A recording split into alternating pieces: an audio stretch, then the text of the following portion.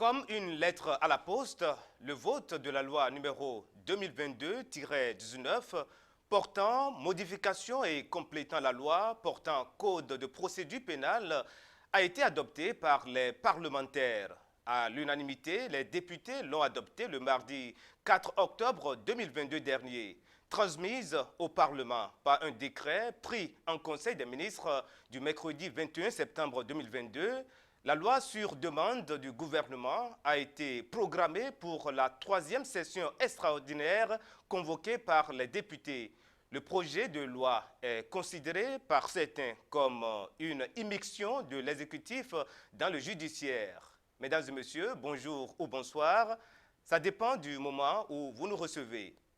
N'est-ce pas qu'on devrait applaudir une décision pareille?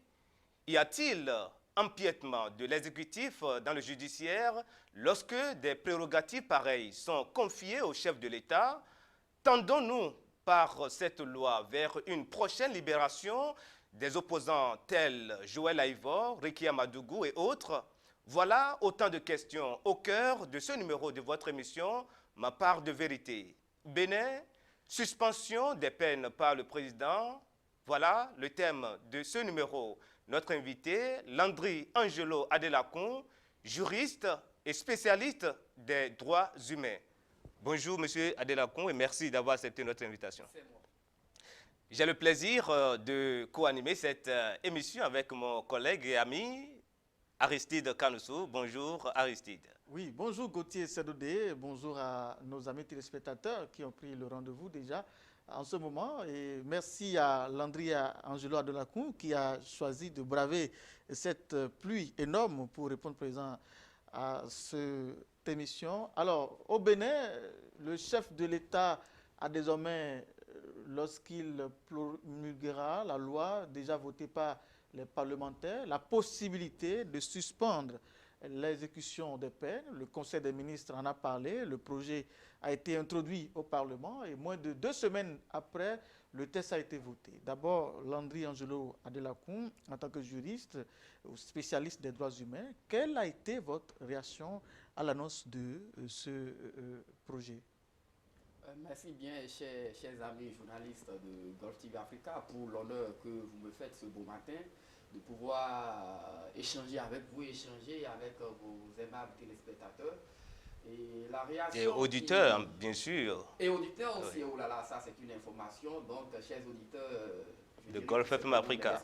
De Golf FM Africa. Ah oui, effectivement, je pense que la radio a existé avant la télévision, si j'ai bonne mémoire. Alors, quelle peut être la réaction d'abord des citoyens face à une telle mesure? C'est la réaction de tout le monde que nous avons constaté, c'est que nous étions quand même habitués à un fait, et c'était une réalité en ce qui concerne les procédures judiciaires. Et aujourd'hui, avec je dirais, cette loi qui sera certainement, d'abord, qui passera au scanner du juge constitutionnel avant d'être promulguée par le chef de l'État et publiée au journal officiel, et donc loi de l'État. Et je pense que ce que nous avons eu, c'est de nous demander où est-ce que nous allons. Qu'est-ce qui pourrait motiver une remise en cause de l'ordre établi? Et c'est un peu cela d'abord la première réaction, mais il y a une autre compréhension des faits. C'est qu'on s'est dit, ben, au-delà de tout, il faut se poser certaines questions qui pourraient être d'abord des questions purement techniques, objectives. C'est de savoir si le chef de l'État, si l'exécutif a le droit de soumettre un projet à l'Assemblée nationale et donc le législatif. Et la réponse, bien évidemment, c'est oui. Est-ce que l'Assemblée nationale a le droit de se réunir pour essayer de voir, pour parler en français facile, de voir dans ce que l'exécutif lui a transmis? La réponse également, c'est oui. Et maintenant, est-ce que l'Assemblée nationale a le droit d'adopter ce projet de loi qui deviendra, comme je l'ai dit, loi? Et la réponse également, c'est oui. Et maintenant, quelles sont les différentes phases qui viendront? C'est à ce niveau qu'on pourra apprécier. Et ça, ce sont des questions purement objectives, purement techniques. Mais au-delà, je dois vous dire, je mentirais. Je mentirais si je vous disais que je n'ai pas été un peu scandalisé à l'annonce de cette entreprise-là, de ce projet-là. Et lorsque j'ai pris connaissance du relevé du Conseil des ministres, je pense en date du 22 septembre, si j'ai bonne mémoire, en tout cas du mois de septembre, et j'ai davantage paniqué, Et lorsque j'ai suivi le secrétaire général adjoint du gouvernement, porte-parole par ailleurs du gouvernement, j'ai été encore davantage scandalisé et je pense qu'en tant que citoyen, en tant que juriste et en tant que spécialiste des questions des droits humains, il va de soi que je sois vraiment un peu affolé, même si j'estime qu'on peut toujours essayer d'être modéré. Alors, vous allez nous faire part des raisons qui vous affolent dans cette entreprise du gouvernement. Nous, on se dit, mais n'est-ce pas qu'on devrait applaudir normalement, puisque ce sont nos concitoyens incarcérés qui, là, trouvent une opportunité de sortir s'ils remplissent véritablement les conditions. Merci bien.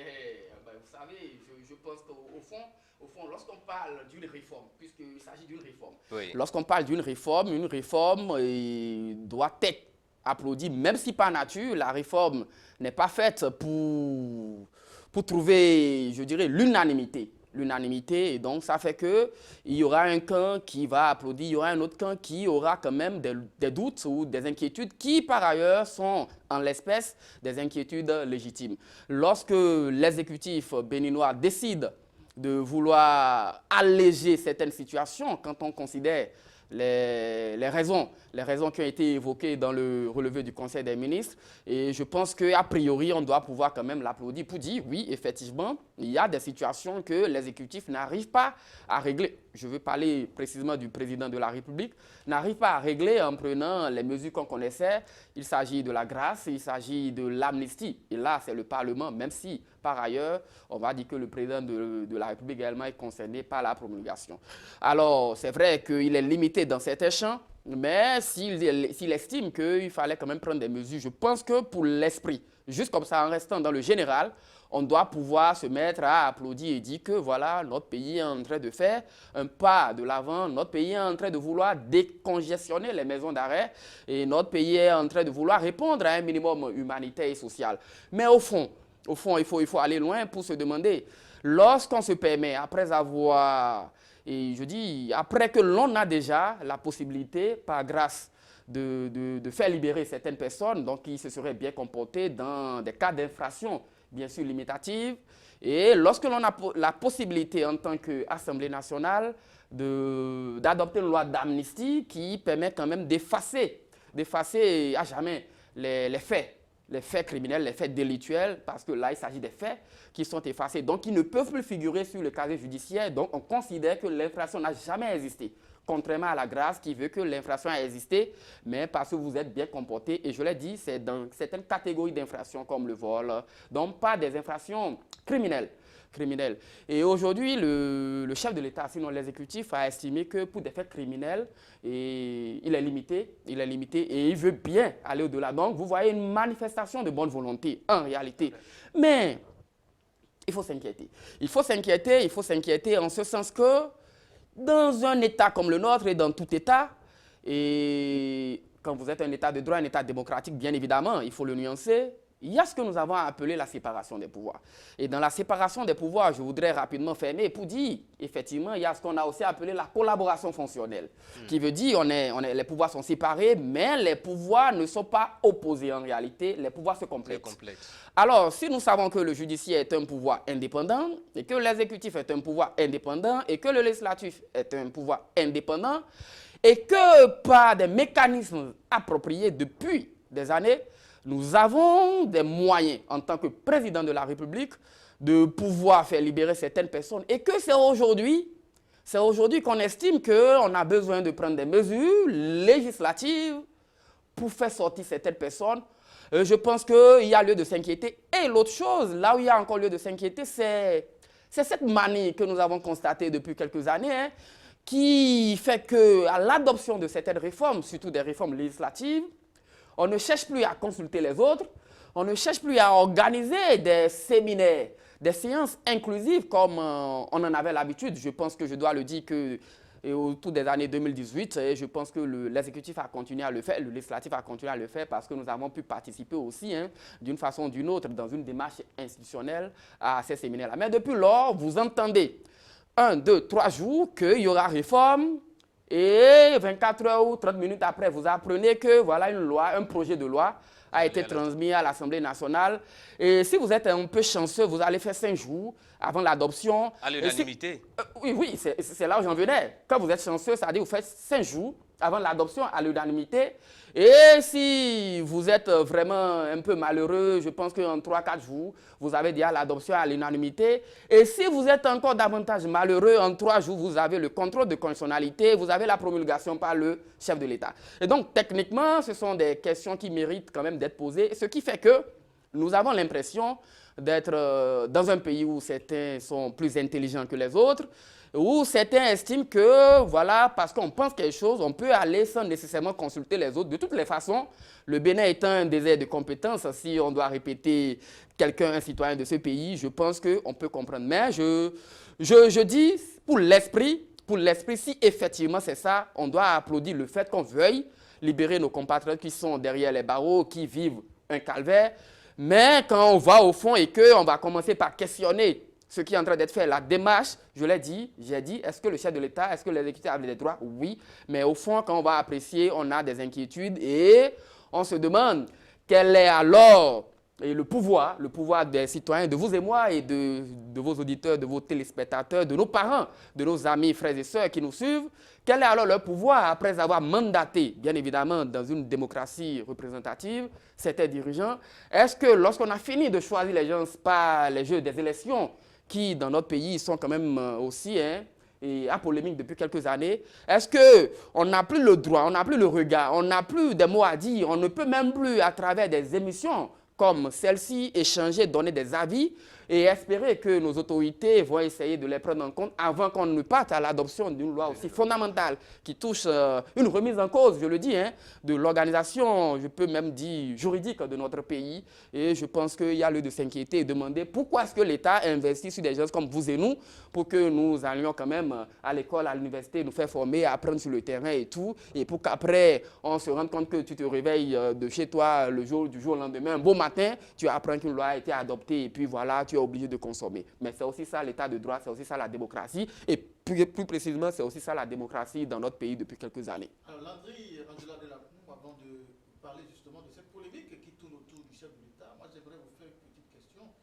J'ai remarqué dans votre développement, et cela a été dit d'ailleurs par le porte-parole du gouvernement, que eh bien, le porte-parole que nous allons écouter bien sûr tout à l'heure, dans un instant, eh bien, ceux qui sont condamnés pour des faits criminels ne sont pas concernés. Alors cela dit, ça dit que là où je suis en train de regarder, là où le regard de beaucoup de Béninois sont en train d'être rivés là, je parle de Joël Aïvo et de Rika Madougou, ces gens-là sont exclus parce que tous ces faits qui sont liés par rapport peut-être à une tentative de déstabilisation de l'État ou un soulèvement, etc.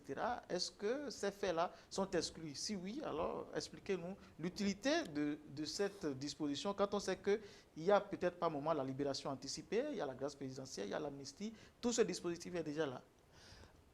C'est là où la question mérite vraiment d'être posée. Vous l'avez dit, il y a tellement de mécanismes. Donc, il y a la grâce présidentielle, il y a l'amnistie, il y a la libération anticipée. Et je pense que depuis quelques mois dans notre pays, on constate une certaine libération anticipée pour certains acteurs qui auraient été quand même arrêtés ou emprisonnés dans le cadre des élections, des différentes élections. Et je pense qu'effectivement, il faut se demander qu'est-ce qu'on veut régler. Je pense fondamentalement, si nous devons penser au professeur Joël Aïvo, à Mme Rika Madougou et qui encore, en tout cas fondamentalement les deux, si on devait avoir une solution pour ma part, je pense, sans vouloir rejeter la solution qui est en train d'être proposée, je pense que la solution en réalité devait être une amnistie. Et ça, c'est ma position dès le départ. Donc, cet instrument qui est en train d'être mis en place n'aura pas pouvoir à agir en faveur de ces deux-là. Je pense qu'il faut revoir cet instrument qui est en train d'être mis en place. Seul, vous savez, il n'y a pas de loi neutre. Et ça, je voudrais qu'on soit clair, c'est technique. Il n'y a pas de loi neutre, on prend des lois parce qu'il y a un problème que nous voulons régler et c'est pour cela qu'on a pris des lois. Donc, seul celui qui a pris sa loi c'est là où il va. Et quand je le dis, je ne suis pas en train d'individualiser, je parle de l'autorité, du pouvoir, de ceux qui ont initié, et donc ici de l'exécutif. Et donc seuls eux sont réellement capables de nous dire au fond quelles sont les intentions. Nous autres, nous ne pouvons qu'apprécier au regard des faits et des analyses. De façon juridique, est-ce que cette loi-là qui est votée peut aller en faveur de Rikia ou Madougou? Ah, bien évidemment, puisque en réalité, qu'est-ce qu'on dit? On dit que la grâce présidentielle, comme je le disais dans mes propos liminaires, est limitée à certaines infractions qu'on peut considérer comme étant des infractions légères, des délits. Des délits, vous voyez, des délits. Et donc, quand vous êtes auteur de vol, des choses comme ça, donc on estime que vous êtes bien comporté, et donc voilà, on peut quand même essayer. On parle quand même de blanchiment de capitaux. Ça, il s'agit de délits. Mais lorsque nous venons au niveau des infractions graves, donc des faits criminels, blanchiment de capitaux, atteinte à la sûreté de l'État et quoi encore, terrorisme. Alors là, le chef de l'État ne peut pas, par une grâce présidentielle, sortir ces choses-là. Donc, en l'état actuel, en attendant la promulgation de cette loi, en l'état actuel, le chef de l'État ne peut pas sortir M. Joël Aïvo, Mme Rikia Madougou des prisons sans que ce ne soit pas le chemin de l'amnistie.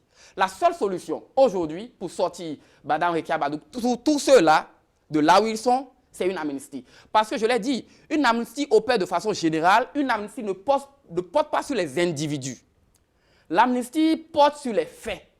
C'est-à-dire l'amnistie est une loi qui vient considérer que les faits n'ont jamais existé. Les infractions, qu'elles soient d'ordre délictuel, criminel ou tout ce que vous voulez, n'ont jamais existé. Et par conséquent, à partir du moment où ces infractions n'ont jamais existé, alors vous sortez, il n'y a rien. Mais aujourd'hui, avec la grâce présidentielle, je vais vous expliquer aussi, avec la grâce présidentielle, c'est que les infractions ont existé, mais c'est parce que vous êtes bien comporté qu'on vous libère. Et donc, quand on prend votre casier judiciaire, on verra clairement mentionner le fait qu'on vous a pris pour flagrant délit ou bien je ne sais quoi, de vol ou et quoi. Donc, cela figure. Donc, toutefois qu'il y aura des possibilités, pour ne pas cacher les mots, de candidature à une élection, on ira juste voir si vous avez été condamné à telle infraction. On prendra le code électoral pour voir que ceux qui ont été condamnés à tel nombre d'années de telle infraction sont disqualifiés pour être candidats. Vous voyez. Mais l'amnistie fait que vous serez candidat parce que les infractions, les faits sont réputés n'avoir jamais existé. Et donc, c'est la seule solution aujourd'hui pour sortir Mme Rikia Madougou et Joël Aïvo. Mais le chef de l'État a estimé, et ça, je voudrais que... Bon, j'aime bien parler et dire ce que je pense clairement. Hein. Je voudrais qu'on soit clair sur une chose. C'est une option politique. C'est une option politique parce que, en réalité, de façon aussi technique, la politique commande le droit. Ah oui, ça, il faut qu'on soit technique et objectif. Et donc, le chef de l'État a estimé, et je le pense à sa place, qu'il faut peut-être aider un bon nombre de compatriotes. Et je dis, j'applaudis pour le principe. Oui. Et il estime, parce que je l'ai dit, c'est une option, c'est un choix parmi tant d'autres. Et peut-être qu'il estime que ce qu'il faut faire, c'est de prendre une loi de façon spécifique pour faire les choses. Et donc, il estime qu'aujourd'hui, il n'a pas la main, et la main qu'il veut avoir, lui, en tant qu'exécutif, parce que la loi d'amnistie ne vient pas du gouvernement, de l'exécutif, mais plutôt du Parlement, de l'Assemblée nationale. Donc, lui, il veut avoir la main. Alors, il a estimé qu'il faut prendre une loi. Et c'est la loi qui est en train d'être prise. Et cette loi-là, maintenant, pourra profiter à M. Joël Aïvo, à Mme Rikia Madougou, et qui sais-je encore, si entre-temps, celui à qui la loi confère les prérogatives de sortir les gens de prison. Si ça ne concerne pas les faits criminels, comment il va le faire pour les faire sortir? Mais si ça ne concerne pas les faits criminels, nous avons quand même la grâce présidentielle qui est là, qui est pour le président de la République. Mais aujourd'hui, au-delà de la grâce, c'est que le chef de l'État aura, dès promulgation de cette loi, un autre pouvoir, c'est celui de suspendre, le pouvoir de suspension des peines. Et cette fois-ci, pas au niveau des infractions que j'ai voulu qualifier d'infractions légères, pas pour dire qu'il y a de petites infractions, mais pour nous expliquer un peu de façon pédagogique, quoi. Et donc, il estime qu'aujourd'hui, quand il aura cette loi, il pourra au niveau des faits criminels. C'est-à-dire les faits criminels sont des faits graves. C'est le haut niveau des infractions. Ça pour parler aussi en français facile. C'est le haut niveau des infractions. Le chef de l'État n'a pas la main pour sortir les gens de prison quand ils sont auteurs des infractions de haut niveau. Des infractions très très graves, les faits criminels. Et donc, pour avoir la main, cette loi aujourd'hui lui donne la main de suspendre l'exécution de la peine. Ça dit... Encore qu'il faut comprendre ce qu'on veut dire par suspendre la peine. Merci. Suspension. C'est une suspension. Ça dit vous avez été déjà condamné. Une condamnation définitive. Et puisque, bon, désormais, il aura les prérogatives, il va apprécier et il va suspendre. Et vous savez, la suspension ne veut pas dire l'annulation. C'est ça, en fait, il faut comprendre. La suspension ne veut pas dire l'annulation. On suspend pour un temps. Si on suspend, on peut suspendre l'émission tout à l'heure pour 2 minutes, le temps pour chacun de nous de prendre un peu d'eau, et on va reprendre, n'est-ce pas? Donc, parce que quand on suspend, c'est pour reprendre, par principe. Donc, la loi dit qu'on peut suspendre. Et on dit que la suspension est pour 5 ans, renouvelable une seule fois. Et qu'en aucun cas, la suspension ne peut excéder les 10 années. Voilà. Et en l'état, est-ce que vous considérez ça vraiment comme un coup de pouce à l'accusé ou au condamné, parce que vous sortez un moment, on suspend votre peine, mais vous n'avez pas la possibilité, vous avez parlé de candidature tout à l'heure, vous n'avez pas la possibilité peut-être de vous présenter candidat à une élection présidentielle. Est-ce que c'est une façon d'aider véritablement ces gens-là? Eh bien, vous voyez, je l'ai dit, j'ai dit, bon, j'ai le défaut de ne pas faire dans l'hypocrisie. Je vous ai dit tout de suite, là où moi j'estime qu'on peut y aller, parce que c'est aussi ça le juriste. Hein. On essaie de voir un peu qu'est-ce qui est caché derrière, et maintenant si rien n'est caché derrière, qu'est-ce qu'on peut contourner rapidement. Cela me fait comprendre que oui, voilà comment on peut exploiter cette loi. Si d'aventure l'option n'était pas politique, je le dis, j'estime. Ça, c'est ce que moi je pense. Ce que je dis, c'est ce que je pense. Ça n'engage pas le chef de l'État. Je ne suis pas membre du gouvernement, je suis loin. Peut-être que je suis considéré comme un antipatriote, qui sait. Mais moi, j'estime que si effectivement on veut régler les problèmes qui ont eu lieu avec les élections de 2019, 2020 et 2021, il n'y a pas une seule solution, c'est d'aller effacer les faits. Et pour effacer les faits, c'est une loi d'amnistie. Mais aujourd'hui, si on parle de suspension, je l'ai dit, moi j'estime que c'est une option politique. Et j'ai dit, la politique commande le droit. Et c'est normal, quand vous êtes dans une position donnée, que vous veuillez quand même prendre des décisions qui vous arrêtent. Et donc le chef de l'État, l'exécutif, quand le président va suspendre, c'est pas s'il veut qu'il suspend. Cela voudrait dire que peut-être que, je le dis comme ça de façon triviale, et peut-être que vous êtes bien comporté derrière les barreaux. Peut-être que les négociations ont porté. Peut-être qu'il est d'humeur, peut-être que votre tête finalement lui plaît. Il va suspendre. Et on dit, et que quand on suspend, on vous observe, c'est ça en français facile. Moi, j'aime parler en français facile. On vous observe et on décide de vous retourner derrière les barreaux ou de renouveler la suspension. Donc, on vous suspend, on a dit 5 ans. Si vous vous comportez mal, mais on peut rapidement vous renvoyer d'où vous venez. Et si vous vous comportez bien, on va renouveler la suspension qui ira à 10 ans. Et là, c'est si vous vous comportez bien. Et on a donné le pouvoir au procureur de la République. On dit qu'on peut arrêter à tout moment. J'ai dit la suspension voudrait dire qu'on peut arrêter, on peut continuer, vous voyez. Donc, à tout moment, on peut lever la suspension. Et ça, c'est sur avis du procureur de la République. C'est lui qui va apprécier si on doit quand même vous retourner. Cela voudrait dire, pour caricaturer, lorsqu'on vous sort, pas vous, pas nos téléspectateurs, pas les amis auditeurs qui nous suivent, je le dis ainsi, vous, pas nous. Donc lorsqu'on vous sort aujourd'hui, on regarde un peu, après les 5 ans, bon, on vous retourne là-bas. Vous voyez un peu le jeu, ça dit vous avez un temps pour prendre de l'air, et un temps, on vous remet là-bas. Maintenant, quel que soit ce qui va arriver, qu'on vous renvoie derrière les barreaux, ou qu'on renouvelle la suspension, donc 10 ans, ou après, qu'on estime que la suspension, quand elle a égalé 10 ans, opère à un effet de grâce présidentielle, c'est là, à un effet de grâce présidentielle et non un effet d'amnistie. Cela voudrait dire tout simplement que la condamnation reste.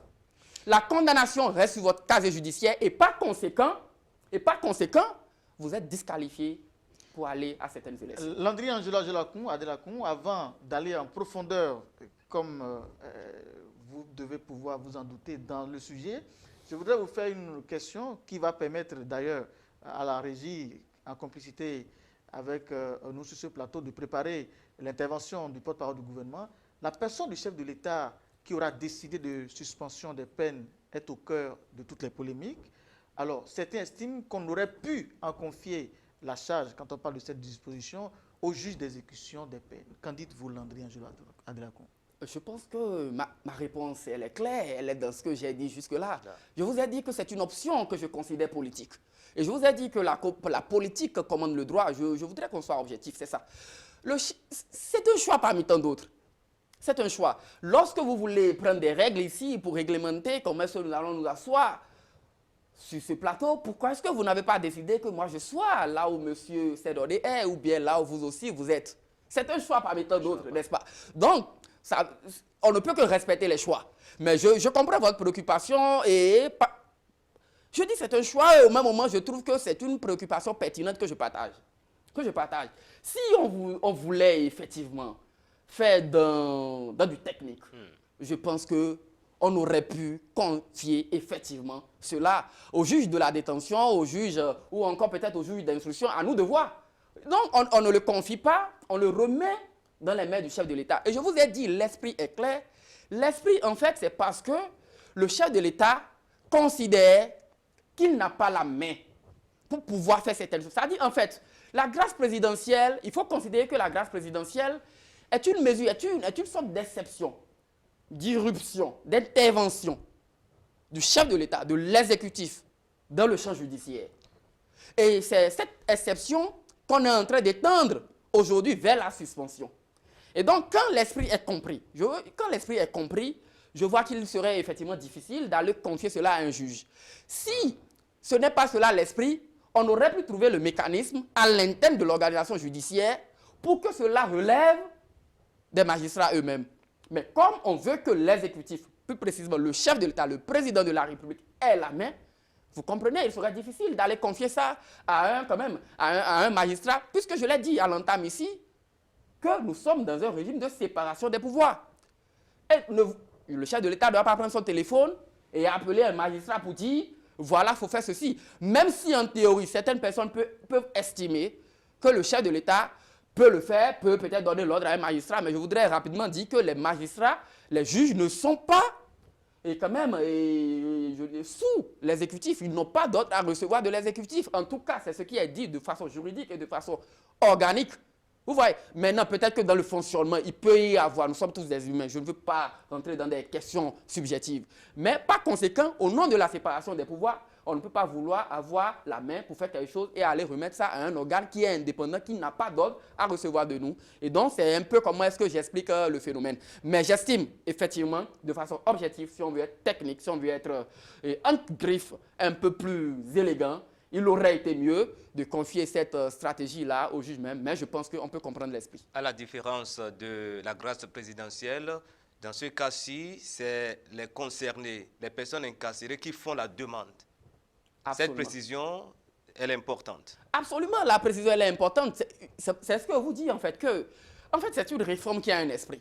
Je perçois très bien l'esprit de ce qui est fait et je dis, sur le principe, ça doit être applaudi. Mais au fond, non, on ne peut pas applaudir quelque chose comme ça. Tout le monde, mais c'est comme si on livre tout le monde. Effectivement, ici, à la différence, ici, la grâce et cette mesure de suspension, pour quand même la bénéficier, c'est que vous êtes déjà condamné une condamnation définitive et c'est vous maintenant qui faites la demande. Donc, c'est un régime en réalité de faveur. Et ça, il faut appeler les choses par leur nom. C'est un régime de faveur qui fait que vous-même là, vous demandez à l'autorité, au chef de l'État, au président de la République, premier magistrat, que monsieur le chef de l'État, monsieur le président de la République, veuillez faire ci. C'est pour cela que vous dites, c'est une question éminemment politique. Et ça, le juridique et le politique sont des fois liés. C'est éminemment politique et à la fois juridique parce que le chef de l'État a besoin de se sentir légitime, a besoin d'une certaine légitimité, a besoin de voir une certaine reconnaissance de toute sa prérogative, de son pouvoir. Et donc, c'est pour cela, on dit, c'est vous qui faites la demande et non, c'est lui qui se lève et dit, voilà. Donc, vous voyez, ça dit, je suis resté là et c'est toi-même qui es venu me demander. Et donc, un bon père de famille, ce qu'on appelle dans le langage latin, bonus pater familia.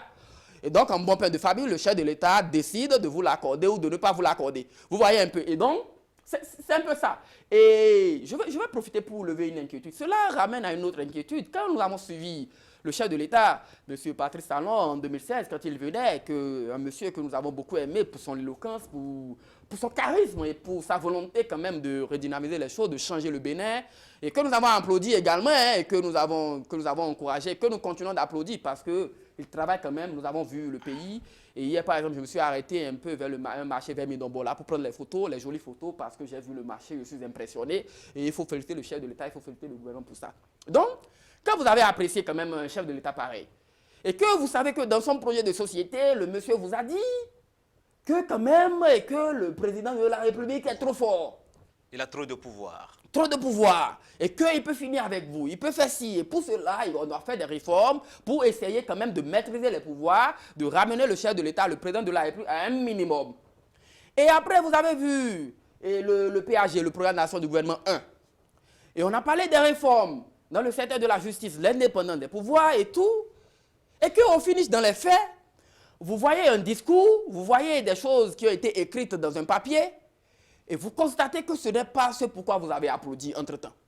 Et que le PAG2 vient et que vous lisez, parce que c'est ce que moi je fais. Il faut avoir des documents de référence.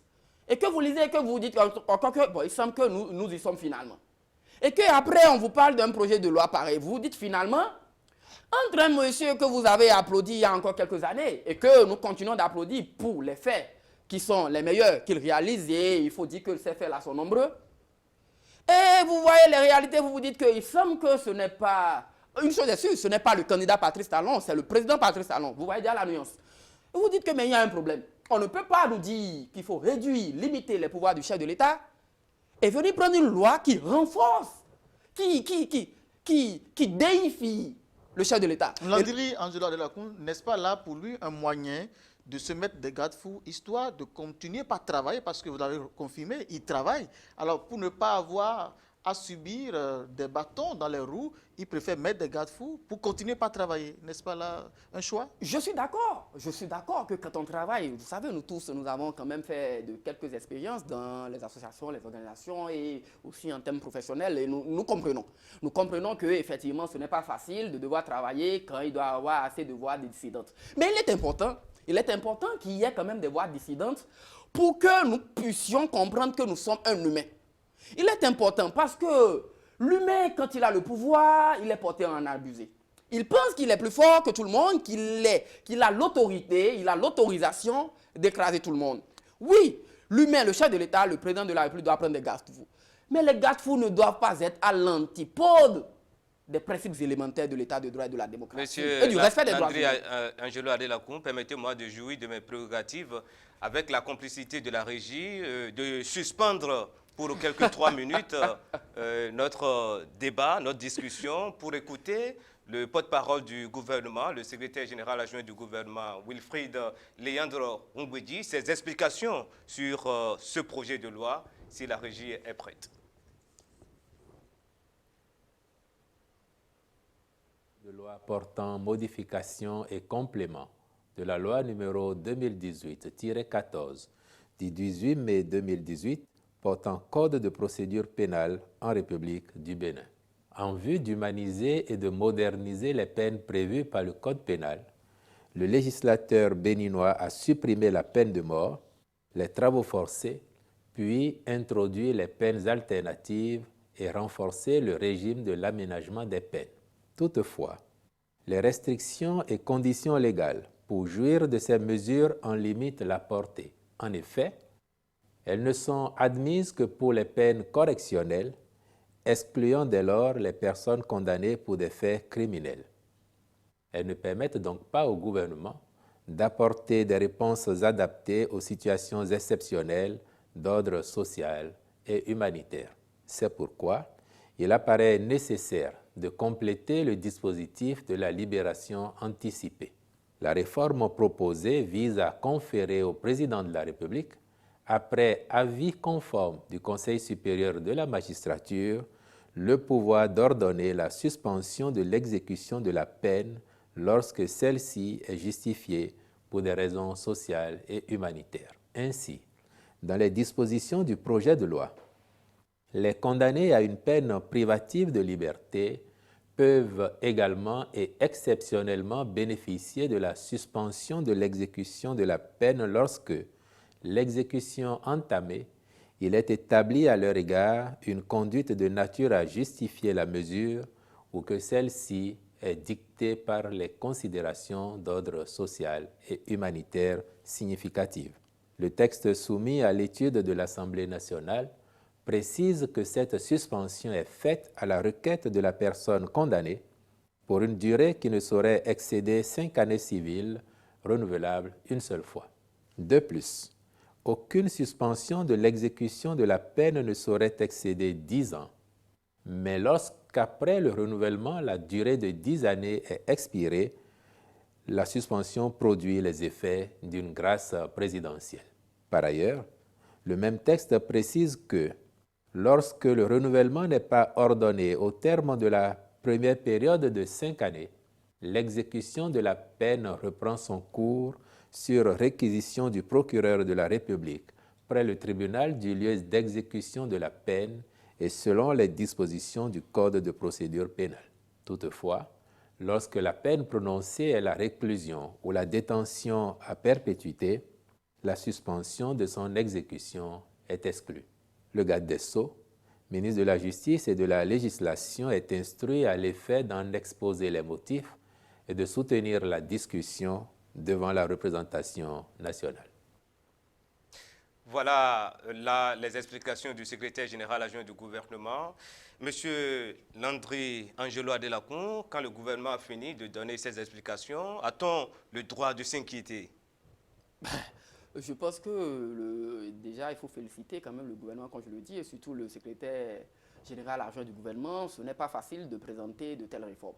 Ce n'est pas facile de présenter de telles réformes dans un pays que moi je considère qui quand même a des bibliothèques de droit qui sont quand même les juristes béninois sont très excellents et donc quand vous avez ça et que vous devez présenter une telle réforme, je vois tout l'embarras qu'il a dû avoir pour venir quand même à la face du monde présenter une telle réforme et là je dois le saluer. Ce n'est pas facile. Et je pense que en écoutant le monsieur Léandre Ombédi, si vous êtes un peu faible et que vous êtes partisan des envolées lyriques, et je pense que vous n'avez pas à vous inquiéter. Mais lorsque vous avez un autre regard et que vous êtes juriste, très tôt, malgré son éloquence que je salue, vous avez énormément d'inquiétudes et vous vous demandez, mais qu'est-ce qui se passe? Il l'a dit lui-même. Et que, vous savez, quand l'élément est passé, on dit que on peut arrêter la suspension. Je me suis dit, ben, à ce niveau, quand tu dois présenter, c'est que tu es un peu choqué. Tu fais une extrapolation rapide. Parce que ce n'est pas bien de dire qu'on sort quelqu'un de prison et qu'après, on le renvoie encore de prison. Mieux vaut le laisser dans sa cellule, évacuer son temps, finir son temps. Et je pense que quand il a dit on ne devait pas s'inquiéter, moi je le dis toujours, mais il y a lieu de s'inquiéter. L'intention n'est pas mauvaise. Ça, je le redis encore. L'intention n'est pas mauvaise. Sortir les gens de prison n'est pas du tout mauvais. Sortir les gens de prison n'est pas du tout mauvais. Ce n'est pas facile. La liberté est une question fondamentale. Ce n'est pas facile de se voir dans un carcan où vous êtes limité. Et donc, quand vous suivez, il dit que oui, qu'après, que le garde des Sceaux va faire le débat avec les parlementaires pour préciser les motifs et tout. Vous voyez, c'est ce que je condamnais en fait. C'est ce que je condamnais. Moi, je ne sais pas quand est-ce que l'idée a germé. Et lui, on était en septembre, la fin du mois de septembre. Oui. Fin du mois de septembre. Moi, je ne sais pas à quelle occasion il y a eu des discussions. Vous savez, nous sommes quand même dans une planète, hein, nous sommes dans la mondialisation, nous voyons dans les autres pays. Dans quel pays sérieux? Dans quel pays sérieux? Pour une réforme qui vient remettre en cause des habitudes depuis des indépendances, on se lève et on précise, on dit si et puis au Parlement et puis c'est fini. Mais il aurait été judicieux pour respecter les propos d'un de nos maîtres et que je respecte beaucoup et dont je salue ici aussi et pour le combat qu'il a eu à mener et qu'il continue de mener sous un autre plan dans notre pays, le professeur Joseph Dobrenou, à l'époque, quand il s'est agi de la révision de la Constitution. À l'époque, je veux parler de l'époque du président Boniaï. Il dit même avant qu'une virgule ne soit déplacée, le débat doit avoir lieu, même dans les marchés, même dans les universités. Dans quelle université le débat a eu lieu? Dans quel marché le débat a eu lieu? À quel moment le débat a eu lieu? Pour qu'on nous présente quelque chose, et là encore c'est pour les intellectuels, et quel intellectuel? Une catégorie, ceux qui les suivent. Pour que du jour au lendemain, on prenne des mesures du genre. Je dis c'est bon, mais dans la méthode, il faudrait qu'on puisse quand même considérer l'humain. Il faudrait qu'on puisse considérer que dans ce pays, tout le monde est intelligent. Il faudrait considérer qu'il n'y a pas de cons dans ce pays et que tout le monde a de la valeur. Et il faut donner de la valeur aux gens. Il faut respecter l'humain. Il faut considérer les gens. Et moi, quand je le suis, je dis, on ne devait pas s'inquiéter, mais on doit s'inquiéter pour le fait qu'on est en train de remettre un pouvoir au chef de l'État. C'est vrai, si vous ne faites pas la demande, le président de la République n'est pas lié, il ne vous accorde. Puisqu'on a dit c'est sur demande, on est d'accord. Mais après, quand on veut libérer, on dit même, pour des faits criminels et les motifs. Quand on dit pour des raisons sociales et humanitaires, je dis il faut applaudir. Cela voudrait dire que vous avez des questions, par exemple des soucis sanitaires, et qu'il y a d'autres, ça dit il y a des contours, et donc étant sensible à l'humain, au respect de la dignité, on veut vous libérer. Mais pour cela, il faudrait quand même savoir, puisque nous sommes en train de parler des faits criminels, les faits criminels dont on parle ne concernent pas seulement aujourd'hui la condamnation du professeur Aïvo ou de Mme Rikia Madougou. Il peut arriver que d'autres faits criminels, pour lesquels vous et moi, ou ceux qui nous suivent, pensent que ces individus-là ne doivent même pas sortir de prison, doivent épuiser les 30 années ou les 20 ans qui leur a été infligé. Mais pour des faits criminels comme ça, si le gars ou la dame fait la demande, on peut le ou la libérer. Si le chef de l'État, on peut suspendre, c'est-à-dire la suspension décide. Alors que peut-être que pour une majeure partie de la population, on estime que c'est quelqu'un qui peut-être a massacré tout un quartier. On vous dira que ce n'est pas la population qui a l'habilité de juger si on doit libérer ou pas, que ce sont les faits et ce sont les juges qui ont la charge de faire cela. Absolument, je suis d'accord et c'est une conception erronée de la démocratie. Je suis désolé, c'est ça, je l'entends. Lorsqu'on parle de la démocratie, il y a des leviers. Et là, on est au niveau de la démocratie sociale. Il y a des leviers qui font que, même dans une démocratie représentative, après avoir choisi les représentants, les élus, qui effectivement, comme je le dis, ont le pouvoir d'agir en notre nom et pour notre compte, il y a des leviers qu'on appelle de la gouvernance concertée. Il y a des leviers qui font qu'on consulte les populations à la base aussi, on demande leur avis, quand bien même il ne leur appartient plus en réalité d'aller s'asseoir pour légiférer. Mais il y a, c'est ça je dis, les séminaires qui s'organisaient, les larges consultations, et je pense que le gouvernement, il faut également féliciter le chef de l'État ou bien l'exécutif, ils l'ont fait quand il s'est agi d'aller au dialogue politique. Voilà autant de leviers dont les nombreuses rencontres du chef de l'État avec les différents partis politiques, les partenaires sociaux, font partie des leviers de la démocratie. Alors, Landry Angelo de la Cour, le régime qui est là a placé son second mandat sous le hautement social. Et vous avez dit tout à l'heure, c'est comme si vous m'aviez arraché la question que je m'apprêtais à vous faire, cette disposition, ce dispositif est placé sous le signe du social et des faits humanitaires. Est-ce que, n'est-ce pas là, le hautement social qui a commencé? Oh là là. Mais là, je pense que le chef de l'État revenait sur le hautement social à sa prestation de serment, je pense le 23 mai à Porto-Novo. Je ne sais pas si c'est de ce qu'il parlait. Si c'est de ce qu'il parlait, je serais un peu inquiet. Au moment où je vais dire il faut applaudir. Je serais inquiet, je vais dire il faut applaudir. Il faut applaudir parce que oui, il faut décongestionner. Nous sommes quand même pour qu'on puisse quand même essayer de revoir. La prison, ça dit, vous savez, la détention ne peut pas être le principe. Parce que la détention n'a jamais été le principe. C'est la liberté le principe. Et donc, par conséquent, en prenant cette règle-là, je suis attaché à cette règle, je dis, alors s'il estime que pour des questions, effectivement, si c'est ça le hautement social, alors là, il faut applaudir, mais je dis, il faut faire attention. Et si c'est ça le hautement social, c'est dangereux. Vous voyez comment est-ce que je suis un peu, je vais à deux couteaux sur une même portion. Donc, ça dit, c'est dangereux. Le hautement social, c'est de revoir la loi sur l'embauche, c'est de revoir comment est-ce que chacun fait pour pouvoir avoir 3 plats par jour, comment est-ce qu'on fait, et c'est ce que j'ai dit, le hautement social, c'est la construction des marchés. J'ai dit, j'ai pris des photos. Donc le hautement social, c'est la construction des routes. Le hautement social, c'est l'emploi décent. Je dis bien décent. Je ne dis pas les emplois précaires, on prend les gens dans les marchés, là, on dit qu'on a créé 500 000 emplois. Non, c'est l'emploi décent. C'est comment est-ce qu'on fait et on permet aux gens de s'exprimer librement. C'est comment on fait pour renforcer les questions de liberté. C'est comment on fait pour que chacun puisse avoir un logement décent.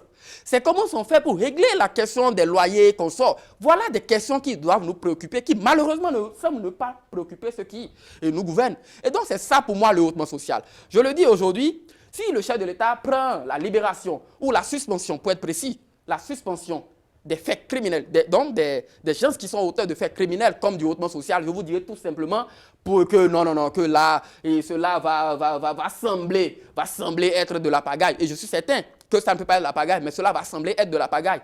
Non, je pense qu'on ne peut pas dire que le fait de suspendre, c'est... Non. Je pense que, moi je le dis, je ne voudrais pas qu'on soit alarmiste, je suis d'accord, je ne voudrais pas qu'on soit alarmiste, mais en tant que citoyen, et ça je parle en tant que citoyen, et il est important d'attirer l'attention de ceux qui nous gouvernent sur la gravité ou la dangerosité de la mesure. Vous savez... Que faudra-t-il faire pour rayer votre inquiétude sur ce plan? Qu'est-ce que vous proposez? Est-ce qu'il y a des garde-fous qu'on peut mettre sur pied pour éviter toute dérive, toute utilisation pour des fins peut-être politique? Je ne sais pas quel garde-fou on peut envisager en l'espèce, puisque de toutes les façons, on va vous télécommander, il n'y a rien à faire. Quand vous sortez, il n'y a rien à faire. On va vous sortir, on va suspendre votre peine et on va vous télécommander. Vous faites, comme on dit, moins de mistake et puis on vous renvoie là-bas. C'est ce que je vois comme la dangerosité purement encore de la chose. Mais après, quel garde-fou? Il faut rappeler que nous sommes en train d'opiner aujourd'hui sur ce qui est considéré comme étant une loi adoptée par le Parlement. Ce n'est pas une loi en vigueur. Donc ce n'est pas en vigueur. Et parce qu'il faut d'abord transmettre la loi au secrétariat du gouvernement, qui va ensuite transmettre la loi à la Cour constitutionnelle, qui va faire le contrôle de constitutionnalité, qui va revenir chez le gouvernement, le président va promulguer la loi et publier la loi au journal officiel. Vous voyez, il y a encore assez d'étapes. C'est pour vous dire que le juge constitutionnel peut décider que la loi est contraire à la Constitution. Donc là, nous sommes en train même d'aller un peu trop vite. Le juge peut décider. Donc, je dis si le juge décide qu'il y a peut-être des dispositions ou bien que la loi même dans son esprit est contraire à la Constitution, le schéma est clos. Donc, ce sera alors le premier garde-fou et ce sera le garde-fou que moi, je vais peut-être souhaiter en l'état actuellement, c'est ce que je vais plus souhaiter, que le juge nous aide un peu à dire que conformément au principe de l'état de droit, conformément à la séparation des pouvoirs et en tenant compte de l'architecture institutionnelle du Bénin, il est important que nous ne puissions pas laisser ce pouvoir-là dans les mains du président de la République. Ce sera le premier garde-fou. Et après, peut-être qu'il faudra compter sur la bonne foi des individus. Et c'est là où moi, je ne sais pas si on doit compter sur la bonne foi des individus. Mais je pense que, par principe, c'est la bonne foi qui est présumée. Je ne peux pas présumer, malgré mes inquiétudes, de la mauvaise foi du président de la République. Encore que la loi n'est pas faite pour M. Patrice Talon. La loi, elle est faite pour le président de la République. Donc, ce n'est pas M. Patrice Talon, le président de la République. Cela voudrait dire qu'en 2026, M. Patrice Talon ne sera plus là parce qu'il finit son second et dernier mandat. Quelqu'un d'autre sera là. C'est toujours le président de la République. Peut-être que c'est M. Kalissou ou bien c'est peut-être M. Sedodé qui sera président de la République. Qui sait l'avenir? Moi, je ne le sais pas. En 2026, qui est En là? 2026. Ben, qui sait l'avenir? Moi, je ne le sais pas. Une chose est sûre, ça ne peut pas être moi parce que je n'ai pas l'âge pour être président de la République. En tout cas, aujourd'hui, je n'ai pas l'âge. Peut-être qu'en 2026, on serait déjà un peu proche de l'âge pour dire, ben, on peut... Mais, en tout cas, ça... N'importe qui pourrait se retrouver là. dedans. Non, ce n'est pas la personne de M. Patrice Talon, il faudrait qu'on soit clair. Alors, ce n'est pas la personne de Patrice Talon, certes, mais Landry Angelo de la Cour, la période à laquelle l'événement est arrivé, c'est-à-dire cette introduction de projet de loi à l'Assemblée nationale, c'est arrivé au lendemain de la condamnation de Joël Aïvo et Erika Madougou. C'est arrivé à un moment où le chef de l'État a besoin quand même de se repositionner en quelque sorte, puisqu'il est au soir de son mandat, dans la tête, il a besoin de se repositionner dans la tête de son électorat. Vous ne pensez pas que cette coïncidence nous fait penser, comme certains, que c'est un appât ou un chantage à l'endroit de ces détenus-là?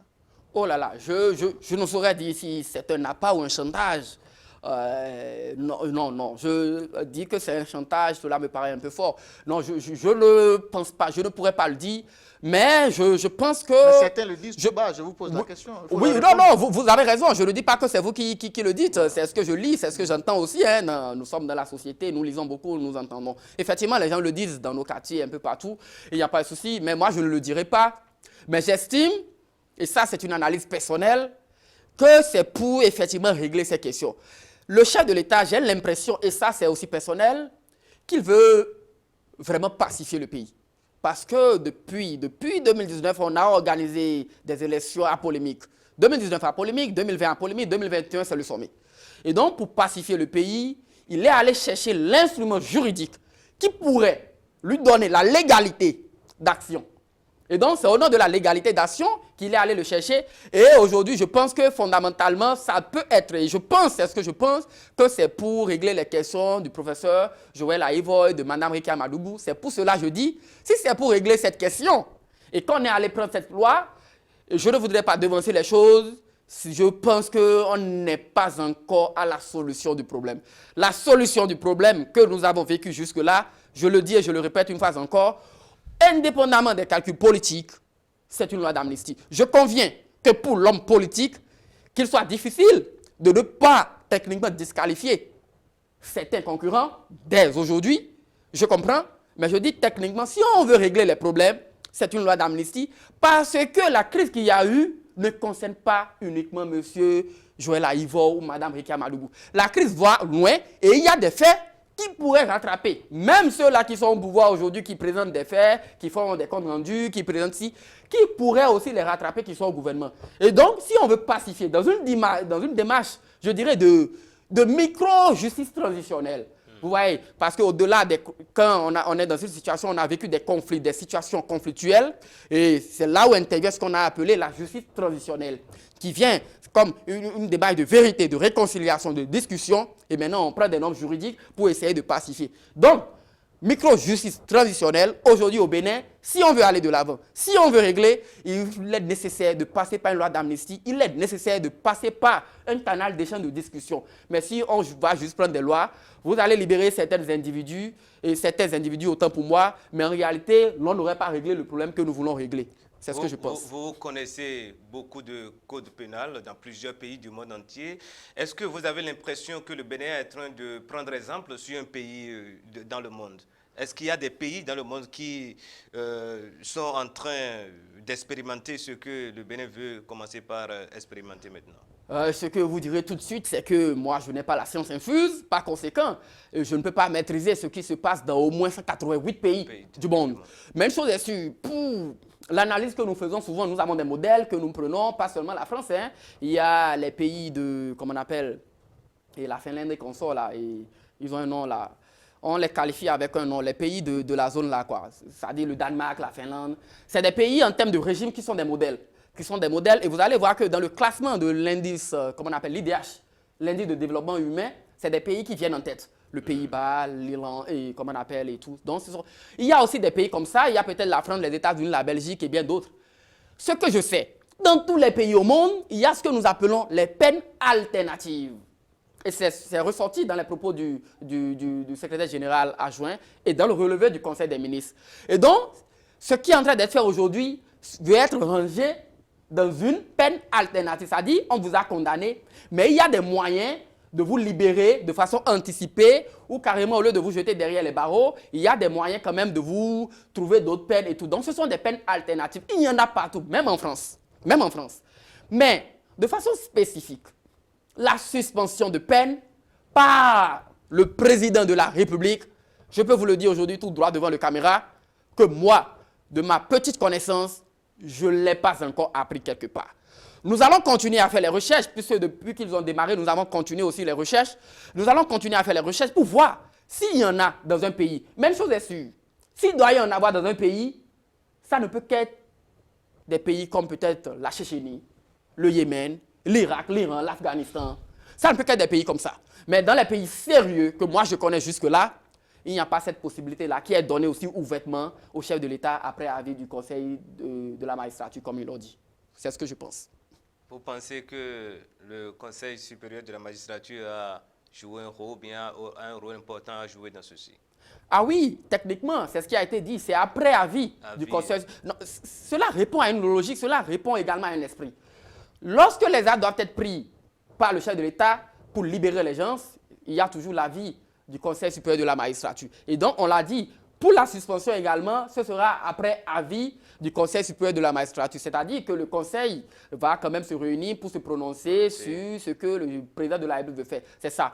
Ça, c'est technique. Et donc, je dis que c'est peut-être comme un premier garde-fou, comme vous voulez de garde-fou. C'est peut-être comme un premier level. Vous avez espoir que cela, eh bien, raye vos inquiétudes, comme je l'ai dit un peu plus tôt. Alors je pense que techniquement, je pense que si on veut être technique et objectif, je peux dire, non, pas objectif pour le moment, technique, je peux dire que oui, cela permet quand même d'enrayer un tant soit peu 0,25 de mes inquiétudes.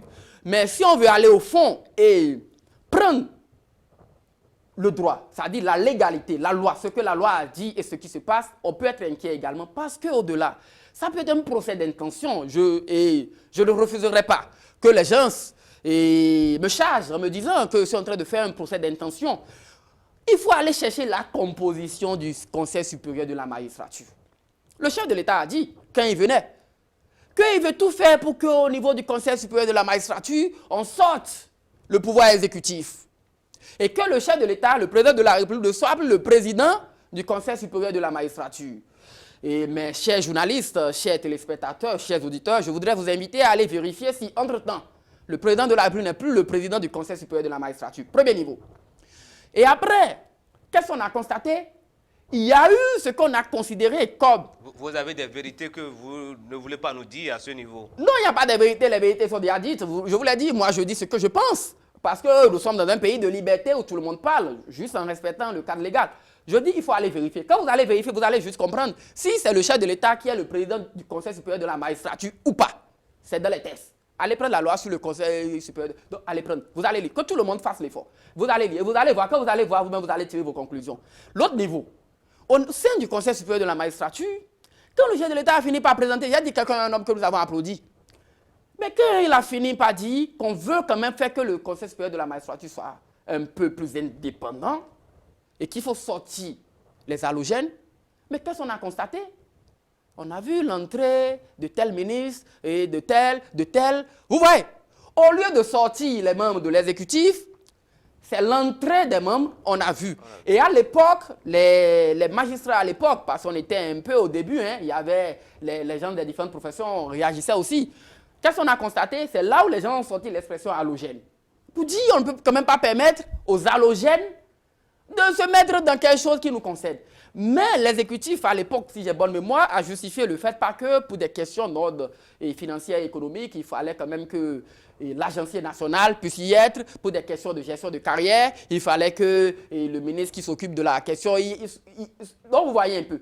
Et donc, quand vous avez ça, techniquement, vous vous dites que si vous avez cette composition-là, finalement, est-ce que l'avis, je dis ça peut être subjectif à ce niveau, hein, est-ce que l'avis du Conseil supérieur de la magistrature, en réalité, n'est pas l'avis de l'exécutif et donc du président de la République? Et moi, je suis dans une dynamique qui fait que, quand vous êtes juriste, il faut, à des moments donnés, avant l'adoption de certaines lois, faire même des procès d'intention. Parce qu'on nous a appris qu'en légiférant, le législateur ne doit pas oublier ce que le juge peut être amené à en faire. Quand vous légiférez, n'oubliez pas, celui à qui vous conférez le pouvoir, dans quelle mesure il peut y aller. Et donc, si vous donnez déjà assez d'autorité, assez d'ouverture, alors, même chose est sûre. Une chose est sûre, malgré nos inquiétudes, je dis, il ne faut pas être alarmiste. Nous avons le temps encore de voir si la loi sera conforme à la Constitution. À ce niveau également, je ne voudrais pas faire un procès d'intention. Mais quand la loi sera promulguée, nous allons essayer de voir si 1, 2, 3, 4 ans après, la loi a permis d'évoluer ou pas. Et comme on sait faire des relectures, on sait modifier les lois dans notre pays, je pense que moi, je ne serais pas étonné que dans 2, 3 ans, on arrive encore à modifier la loi. Alors, Landry Alé-Lacun, nous avons épuisé le temps qui nous est imparti. Malheureusement, le temps passe très vite. Nous vous laissons la parole pour conclure en quelques mots. En quelques mots, je voudrais vous remercier pour l'honneur, chers amis journalistes, pour l'honneur que vous me faites en m'invitant sur votre plateau, combien prestigieux. Je voudrais remercier les téléspectateurs qui nous ont suivis, qui ont passé leur temps à nous suivre, et également les auditeurs de Golf FM aussi. Et après, remercier tout l'ensemble de l'équipe qui travaille ici, qui font que nous sommes là. Et féliciter également ceux qui nous gouvernent. Et je voudrais ensuite les inviter à davantage aller dans une démarche inclusive, à davantage écouter les uns les autres, à davantage donner, ne serait-ce qu'une petite considération à leurs concitoyens que nous sommes. Et enfin, je voudrais espérer que cette loi qui est en train d'être adoptée ou qui est en train d'être sur le chemin d'être en vigueur dans notre pays ne sera pas un outil de plus au service du politique contre les principes de l'état de droit, de la démocratie et du respect des droits humains. Je vous remercie. Merci à vous. Bénin, suspension des peines par le président de la République. Vous avez eu la lecture du juriste et spécialiste des questions de droits humains, Landry Angelo Alé-Lacun. Merci d'être passé. J'ai animé cette émission avec mon collègue Aristide Canosso. Merci Aristide. Merci Gauthier Sedodé. Merci à Landry Angelo Alé-Lacun pour sa part de vérité. Et les autres aussi peuvent apporter leur part de vérité très prochainement sur l'émission. Mesdames et messieurs, merci à vous tous et à vous toutes de nous avoir suivis. Les programmes continuent sur Golf TV Africa. À bientôt.